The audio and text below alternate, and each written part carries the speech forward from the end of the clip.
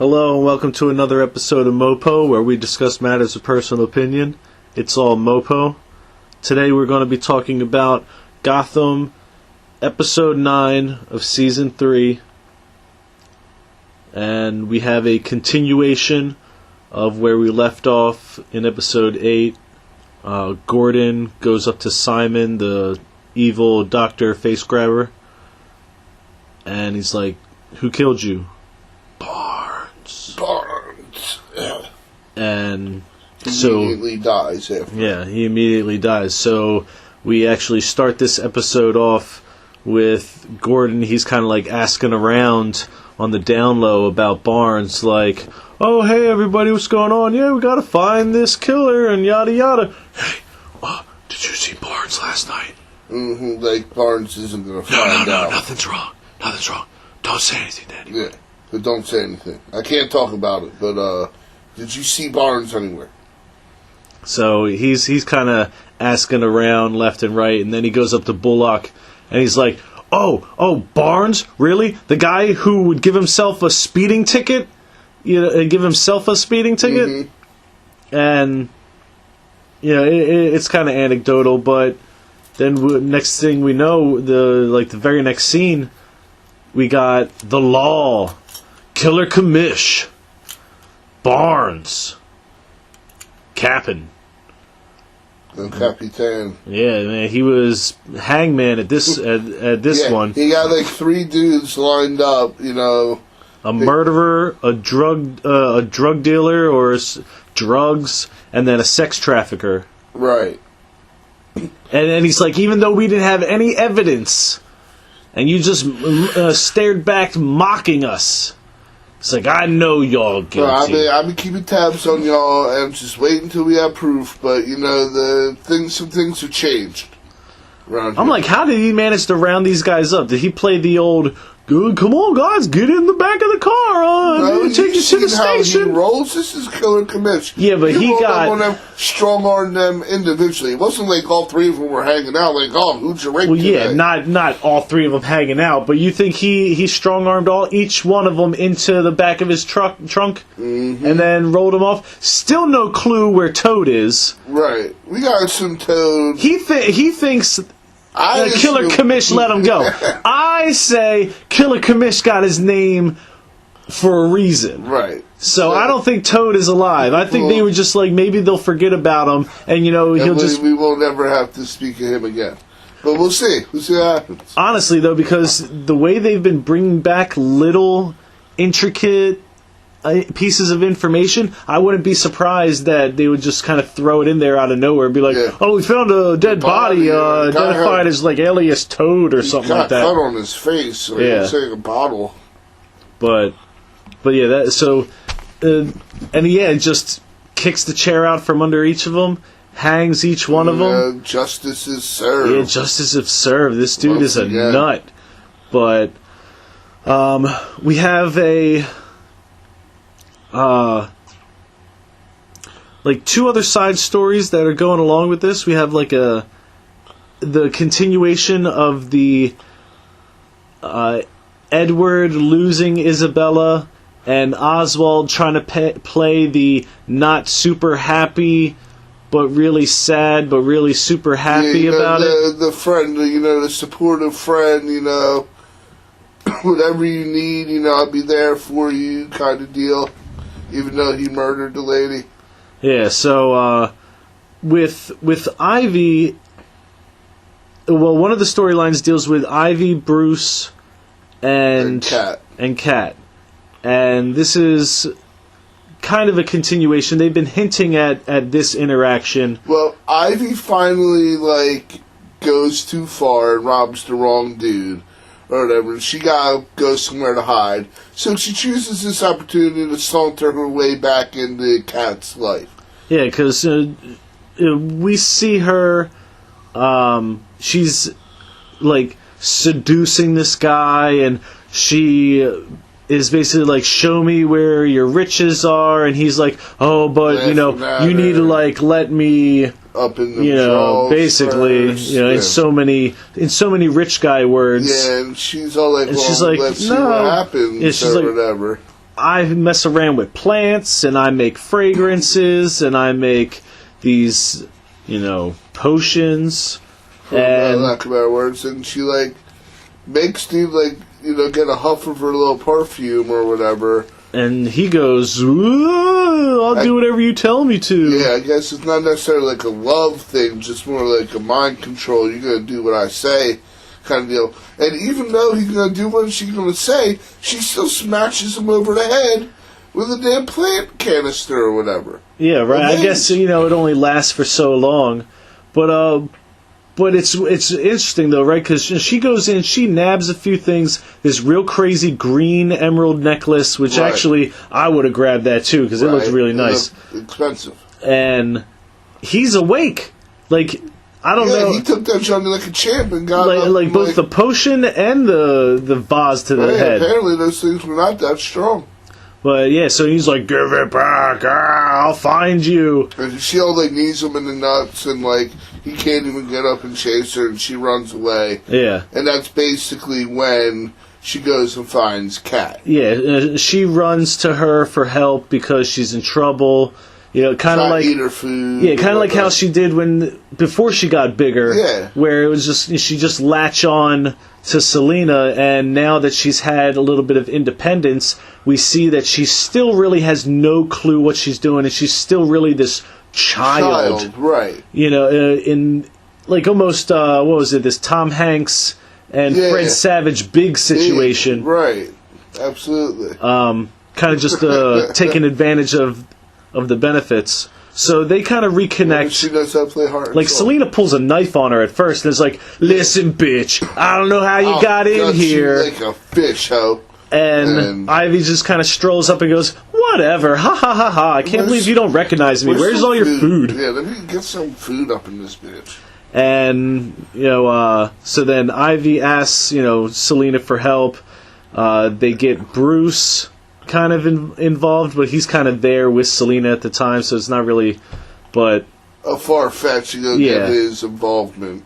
And then all of a sudden these men break into Selena's place, and they got wearing these some Bane looking matter, kind of old samurai mask style, and it's all, maybe they're part of the Shadow League, maybe. And I didn't they got bows and arrow. Well, cause the way the mask is kind of samurai-ish, I think. MOPO. MOPO, is it Bane or is it samurai? Well, Bane is all like a respirator, right? It looked like that to me. I don't know. Anyway, so they're chasing them with bows and arrows, like crossbows, an arrow, or crossbows and bolts. Right. And they kind of escape. And they're trying to figure out, what's going on? Why are they chasing us? It's because you stole this, so we got to give it back. And she's all like, no, I'm selling it. I'm not giving this back. And Bruce said, all right, I'll buy it off you. She's like, all right, well, $1,000. and he's like, fine, whatever. And then Selena's like, idiot. And she's like, $2,000. He's like, fine, I'll pay it. And then she's like, but $3,000. How much? 5,000. She no. She asked Selena how much, and he's like, "I'll give you $5,000 for that." And because at one point she tries to get 10. Yeah. And he's like, "I'll give you 5. I'll give you 5 today." Yeah, and then you get your money, and then we give back the jewel to the dude. And she agrees to that. And this jewel to me looks like it's worth about $25,000, $50,000. Yeah, it is a giant. It's giant green emerald. It's like as big as my fist. Yeah, like that. And then it's like Bruce Wayne bordered in diamonds. Rich, right, ain't rich by spending his money, all willy nilly. He's made an investment right there. He knows what he was doing. Yeah, but he buys it to give it back. Right. So they go try to give it back to dude, man. They find his house all broken into. And he's got a bolt in his eye. Yeah, he got a bolt straight through the eyeball. So now they're like, who are those guys? Because we thought they were working for this guy. You gotta assume that it's his henchmen coming to get his shit. And it ends up being something completely different. Yeah. And then we end up cutting to... Well, no. Well, Kat throws the ruby away because she's like, leave it alone. Oh, yeah, that's right. Yeah, and they pick it up and they find it's really like a key. Yeah, and Ivy's all dumb. She's all like, "Oh, don't throw that. You'll break it. It's worth $5,000." Which, I mean, she ain't wrong. Because in that moment, it is worth $5,000. I mean, nobody else is going to buy it for that much. Yeah. But yeah, and they run over and they find it's got a key, which is really weird. And it's like in the emerald. Yeah. Like, it didn't look like it came out of the emerald. So it's like, does that go on a statue or something? And you kind of like slide it into place and it's like some Resident Evil shit? But I gotta assume Bruce Wayne puts that in his pocket. And they kind of go back to Wayne Manor. Cause, yeah, he hides them. Like, Cat is all like, this bitch got my place, blown up, got the spot blown up. Where are we going? The trap spot is blown up. Where are we going to go? And he's like, we'll go back to my house. And, because Bruce Wayne pimping, he got 2 hoes now. Like, yeah, Selene even looks at Ivy and she's like, don't be stealing no shit. Yeah, like, don't be tripping up in here. She's like, oh, I'm sorry, I don't want to get you in trouble with your boyfriend. She's like, he ain't my boyfriend. Yeah. And Bruce is all like, bitch. Like, yeah, Bruce is like, what I thought we were. And she's like, I'm not talking about this. And well, that was earlier, but it's the same thing happening again. Let me put it out there. Poison Ivy looking real good right about now. If I were Bruce Wayne, I'd be making a switch up. But he got this emotional involvement with Cat or whatever. So whatever. But he's pimping right now. Got 2 hoes in the Batcave. So that's kind of where they leave that though. She's all like, oh, I hope I didn't ruin it with your boyfriend. And yeah, she's all like, yeah, it's kind of like, I guess, which is weird though, right? Only because they cut to the crossbow guys, yeah, and they're there, and they got the leader there, who I didn't recognize, but he doesn't have a mask on. Yeah, I didn't recognize him, and they find this loose bricks, and they pull at Kat's house, right, at Selena's house. And they pull out this little cigar box, and they open it up, and it's kind of like something you'd have trinkets in, and it's got a newspaper clipping in it. And the newspaper clipping is the Wayne parents' murder. The Wayne, like, something along those lines, like the Wayne's. It's like Bruce Wayne's parents murdered or something like that. It was like the headline. I don't know. Something along those lines. But it also looked like there could have been more stuff in that box, but still, like, that was really weird to me. Like, that makes me feel like, she had something to do with Wayne with the murder. Yeah. Like, why else would she have that in there? And I can understand at the time, she's just a kid. Kid, help me spot these scumbucket Richie And that's probably exactly what it was. They're bad people. They don't give a fuck about us. They help me out, give me a couple $100. And she spotted him. And that's what I was thinking from the very beginning, when it was like, she saw something. We saw her there. Yeah. So it's kind of like she was just looking to see what else was going on after, because easily she was a spot. Yep. She was a spot, for sure. Easily. But yeah, so that's where we kind of leave. Yeah, so that's just kind of weird and open-ended. And then the other kind of side story would be, the continuation of the Edward and Oswald conundrum. Because Edward is at first content with the story that she died, and like he's just content to mope, and Penguin is like kind of like tired of him moping around, is kind of annoyed by all this. Yeah, because they actually call Edward down to the coroner to identify the body. Oh, right, because he didn't even know she was dead. He didn't even know she was dead. He's sitting there opening up with those two, eating breakfast, or, brunch maybe. I saw they had, like, little eggs there. Well, he had an egg. He was eating it, like, weird, where you put the hard-boiled or the soft-boiled egg in the tray. Oswald had one, weird. Too. It was weird.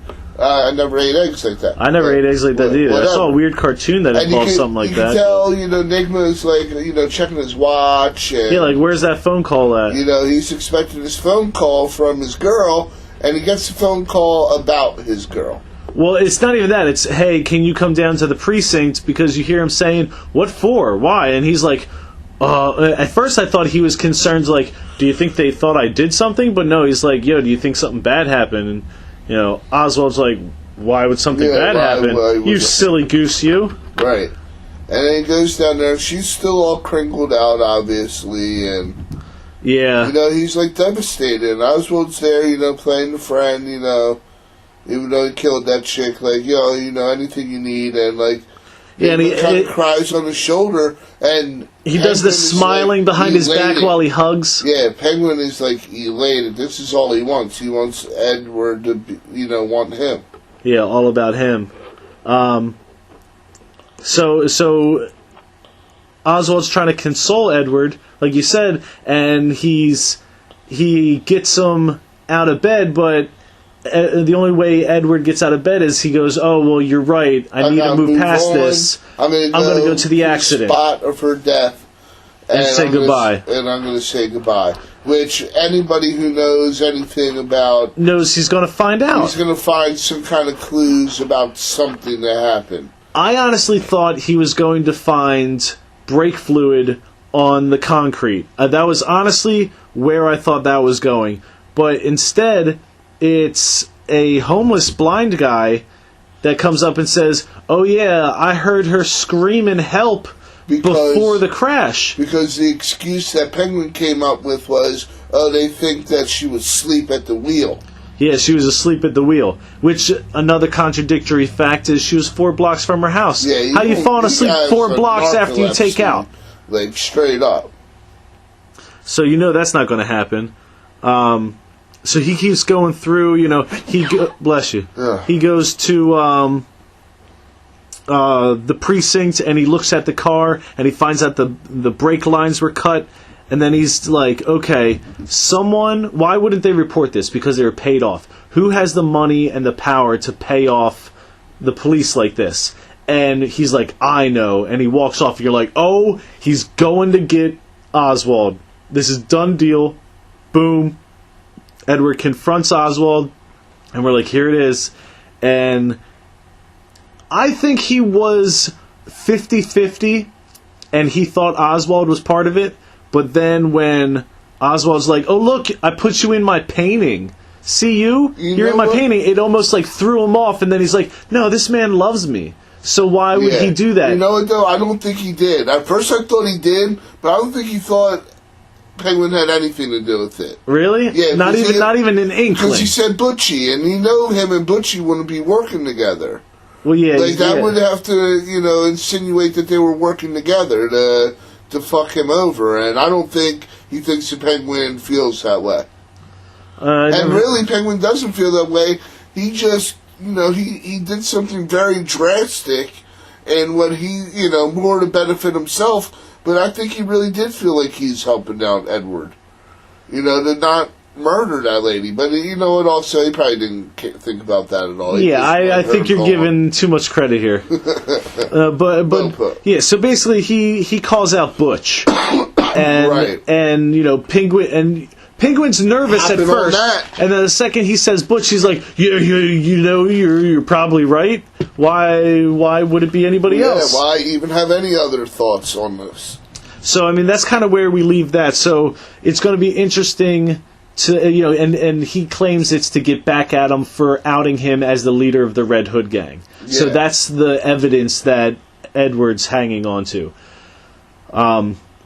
So then we kind of jump back to, I mean, obviously not in this order was it aired, but we jump back to the whole captain thing. So we have, Gordon was asking around about Barnes. And he basically told Lee, and he basically told Bullock, you know, that he thinks, you know, maybe Barnes had something to do with, maybe, you know, he doesn't want to believe that he murdered this guy, but maybe he might have been at least there. So he winds up going into the captain's office and starts rummaging through his shit. Yeah, he does. And, you know, Killer Kamish rolls up in, like, and he's real nonchalant about it. It's like, oh, can I help you or something? He's all, and you know, Gordon's all like, oh, I'm looking for a file. Kamish just kind of like throws it at him, like, there's your file. Yeah, there's your file. It wasn't that hard to find. Right. Like, kind of just picked it right up off the desk where Gordon wasn't looking. Exactly, like, so, and I'm going to kind of spill the beans, because we're going to find out in comments anyway.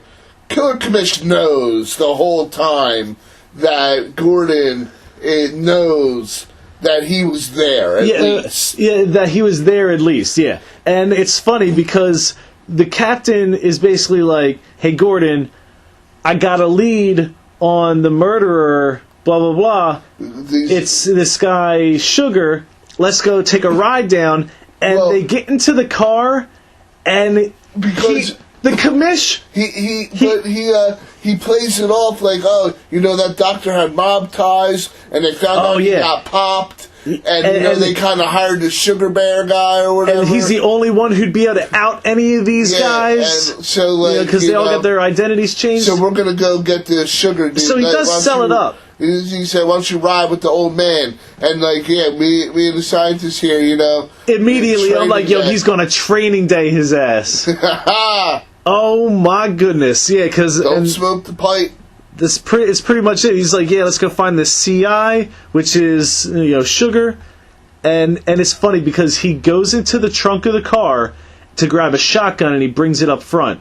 And he starts acting real shady and, Gordon, catches it. But he opens the trunk and grabs a shotgun. Okay. My man Toad still has not come out of this trunk. That was the last place we saw him. Yeah, but this is days later. Toad is no longer in that trunk. He is dead in that trunk, rotting. No way. Gordon's yo, Commish, what's that smell? The killer Commish is crazy, but he ain't stupid. Oh, man, I don't think he killed him. I think he killed him. I think he killed him. Because there's no way he let him go. They would have been body. You know what, though? He would have let him go because he actually brought the doctor in initially to be booked. Yeah, because he hadn't snapped completely at that point. And he's not really a witness, because if he had killed the doctor, then he's a witness and he's got to kill him. Yeah. But since he just brought him in... It wasn't until the doctor got set free that this dude really was like, alright, I'm in the law. So... the captain and Gordon ride out, and they're talking, and he's like, I know you want to ask me anything, you interviewed everybody else, and he's like, oh, were you there? He's like, yeah. Did you see him? Yeah. Were you inside the bathroom? Yeah. Well, of course, before it was a crime scene. And he's like, I'm disappointed in you, Gordon. You wouldn't interview all the people who are at the scene of a crime? He's like, what, you mean you? He's like, yeah, me. You got... He really is buddy-buddy with Gordon right now. He sees Gordon as his only hope at a companion in this whole debacle. Yeah, because he thinks Gordon is like him. Yeah. Or whatever. Minus the whole, tetch, disease. But he's willing to get the job done in other means. It's he calls him out. He basically, they get to the spot, and... the killer commish kills this motherfucker in cold blood. Shoots this guy Sugar. Right in front of Gordon. And he's all like, you and me are the same, or whatever. You killed Gallivan. He's like, but I've regretted it every day of my life. You shot Gallivan in cold blood. You're no better than me, or whatever. You're willing to do the things that I'm willing to do. And like he said, he regretted it, and... Killer commish is like, yo, just because I didn't say it was going to be easy, I just said it was right. Right. And he's right, though. I mean, it's not... That's a real gray line right there, man. But yeah, so he asks Gordon to join him. Yeah. And he's like, Gordon's all like, join me on the dark side of the Force. I'm joining the line.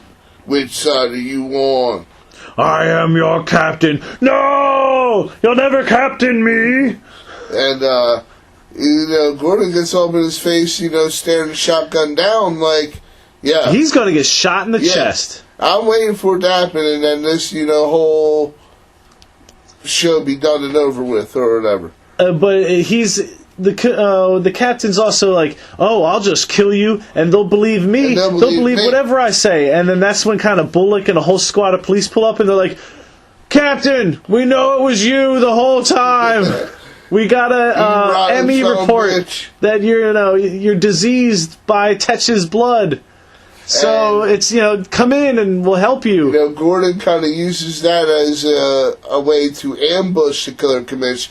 And, let's not get it twisted. Killer Commish is a pretty tough dude. He's gangster. Because, Gordon smacks him right over the face with this big metal pipe or whatever, and Commish just takes that right to the face. Like none. And proceeds to kind of whoop up on... Yeah, they fight it out pretty hard. I'll be honest. They kind of get, gun to gun, and it's kind of like, he's like, Gordon's got it faced at him, where Captain's kind of got the shotgun off to the side. Right. And it's like, Gordon's going to be able to get a shot off before that gun faces. Right. But, they're talking out, and it's just like, listen, just let me go. Like, I don't care about them out there, but let me go. Yeah, let them chase me down, and you let me go. I can, do some good in the city. I can clean this city up a little bit. Yeah. He's probably like, let them after me, because some of them I want to judge. Right.